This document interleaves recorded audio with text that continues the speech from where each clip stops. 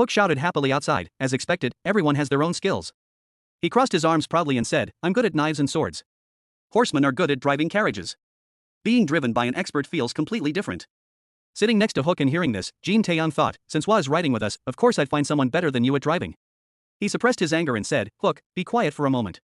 You mumble like that every day, even on the road. As he said that, he noticed Jin Moo Kyung sitting sullenly in the corner. Jin Tae-kyung wondered, what's wrong with him? Hwa noticed too and turned to ask, Master Jin, you look uncomfortable. Do you need to switch seats? There's plenty of space here. Jin Moo Kyung shook his head. It's okay. Sitting in the opposite corner, Jin Tae-kyung thought, it doesn't look okay at all. He asked, are you feeling unwell? Jin Moo Kyung face darkened a bit. Uncomfortably, he replied, nothing's wrong. Don't bother me. Both Jin Tae-kyung and Hu Jin were confused. Jin Tae-kyung whispered, you think this is strange too, right? Hu Jin covered his mouth and whispered back, strange doesn't even describe it, sir.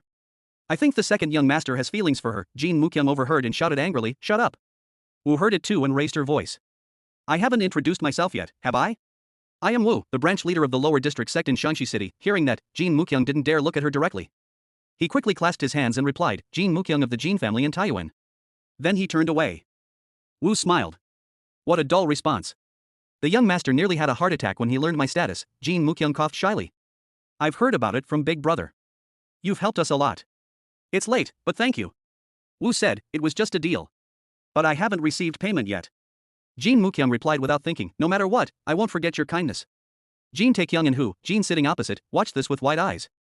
Moments later, Hu Jin exclaimed excitedly, what a promising young master and a charming beauty. Just looking makes my heart pound. You think so too, right? Jin Tae-kyung hated it. I don't know what you're talking about. It was late after a long day of travel. So they stopped at an abandoned temple by the road. They quickly set up places to sleep. Wu stood in the yard and told Jin Tae-kyung, this temple was abandoned after a famine years ago, but these footprints show people still come here sometimes. They gathered firewood and lit a fire, warming the air. Remembering something, Jin Tae-kyung asked, what about those guys from the tavern? Wu warmed her hands and replied, if you mean the Crimson Wind Clan, I've had them detained. Crimson Wind Clan? Jin Tae-kyung asked. Wu nodded. They're a new force in the Northern Highlands. They're large in scale, and their leader is very strong. Jin Tae-kyung frowned. The Northern Highlands are far away. How did they get here? Wu explained, at the end of the war, about 2,000 thieves and gangsters were hired. Many died, but some survived and hid. The Crimson Wind Clan was among those survivors. Jin Tae-kyung asked, did they fight in that battle? Wu shook her head. No. Their leader watched from afar and withdrew with 200 men after seeing the outcome. They went north to the Mount Hwa sect's main base. But the sect had pulled back all troops. As you know, Mount Hwa sect lost, and their young sect master is dead. Jin Tae-kyung thought, if the Crimson Wind Clan had joined that battle, it might have changed everything. We were lucky. Wu continued, the men you defeated must have escaped from there. Even disciplined clans have deserters. I don't know what they're doing in Wan'an. She paused. Deserters? Wu nodded. That's why this area is in chaos lately. Robbers, bandits, horsemen, even black assassins are rising again. Mount Hwa Sword Sect's authority has weakened. She smiled. Thanks to you, I had to accept the Jin family of Jin Tae-kyung terms. Tae-kyung cleared his throat. Hey, I have a question. Wu tilted her head. Then Tae-kyung said, are there good people coming to the temple at this hour? As he spoke, dark shadows appeared on the road. Someone shouted, hurry and move. A fearful voice replied, we're coming, sir. Please stop. The new group split into two. A few tied-up people were surrounded in the middle. One kicked a captive and scolded, beat them easy. These bastards don't know their place. The leader, with a long scar on his face, turned. Hit moderately. If they break, the price drops. He smirked. Brats like that don't know better. Going further, they saw two figures in the temple. Someone shouted, what's that over there?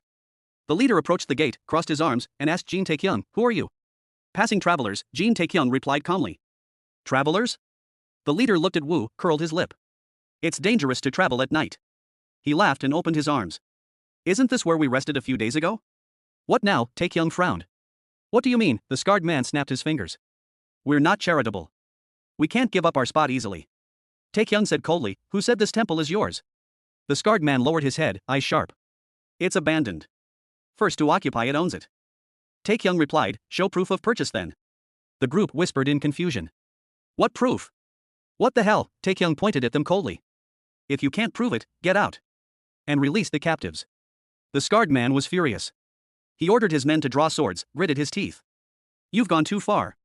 Where did you learn to look down on others? Tae-kyung saw they were all below level 30 and said contemptuously, are you the president or something? You're just clowns. The scarred man gripped his sword tightly. Taekyung stared coldly, the tied-up people groaned. Ah, great lord! Save us! The group kicked them. The scarred man asked, do you know them? Taekyung shook his head. No. First time seeing them. The scarred man didn't believe it. They seemed to know you. Taekyung still didn't recognize them. Searching his memory, he remembered the group that blocked his way when he first returned home. Those from back then, sweat on his face, he pointed hesitantly. Followers of that 1,000-strength guy, right? The captives cried and nodded. Yes. After that day, we reformed and stopped robbing. Please save us, great lord, Taekyung laughed inwardly. Ha, didn't expect them here. Wu asked curiously, do you know them? Will you save them? Taekyung waved his hand. My intent isn't to save. I just want, the scarred man interrupted. So you know each other. You'll be less lonely if we go together. He raised his knife. Tie them up. Men to sell, women to play with. Kill resistors. Wu pretended to be scared. I'm so scared. What should I do? This young lady is terrified. The scarred man leered. Don't fear, honey. We'll play gently. Not too rough. We'll talk with our bodies later. Wu grabbed Jin Taekyung's hand. Acting more scared. Taekyung couldn't hold back. I have to tear your mouth so you can't say that anymore. After a few steps, he stopped. The scarred man sneered, scared now? Taekyung replied coldly, you're done. The scarred man put his sword on his shoulder. You got a bodyguard, a dark shadow rushed at him, hand on his chest. It was Jin Mukyung. He widened his eyes. Say it again. The scarred man trembled from the aura. Before he spoke, Mukyung palm blew him back.